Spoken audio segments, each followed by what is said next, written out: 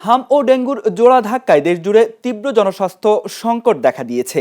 গত 15ই মার্চ থেকে 30 জুলাই পর্যন্ত হাম ও এর উপসর্গে দেশে 835 জনের মৃত্যু হয়েছে, যার মধ্যে সর্বোচ্চ 322 জন ঢাকায়। এ সময় শনাক্ত হাম রোগী প্রায় 16,000 এবং উপসর্গযুক্ত রোগী 1,27,000 ছাড়িয়েছে। খুলনা বিভাগেও শনাক্ত হয়েছে 8,582 জন সন্দেহজনক রোগী।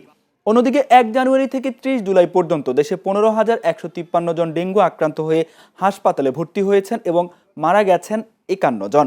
গত 24 ঘন্টায় আক্রান্ত 463 জনের মধ্যে সবচেয়ে বেশি 189 জন ঢাকার এবং খুলনায় ভর্তি 66 জন। বিশেষজ্ঞরা ডেনবি 3 ধরন নিয়ে সতর্ক করে দ্রুত রোগ নির্ণয়, মশক নিয়ন্ত্রণ, সমন্বিত নগর ব্যবস্থাপনা এবং শতভাগ টিকাদান নিশ্চিতের আহ্বান জানিয়েছেন।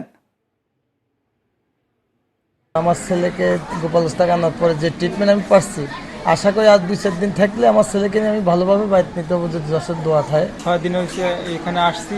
আমার বাচ্চা অনেক জ্বরে আক্রান্ত আছে, কিন্তু ট্রিটমেন্ট ভালোই চলতে আছে। আমার বাচ্চা আল্লাহর রহমতে অনেকটা সুস্থ আছে আপনাদের দোয়ায়, তো ট্রিটমেন্ট ভালোভাবে চলতেছে।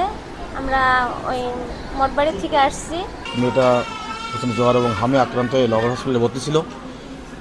গত 21 তারিখে ভর্তি ছিল। ওখান থেকে অবস্থার অবনতি হওয়ার কারণে 24 তারিখে খুলনা 250 বেড মেডিকেলে ট্রান্সফার করে এবং এখানে আসার পরে ডাক্তাররা যথাযথ চিকিৎসা প্রদান করে এবং এখানে ডাক্তার আছে হাসান স্যার নামে ডাক্তার, খুবই ভালো চিকিৎসা প্রদান করেন।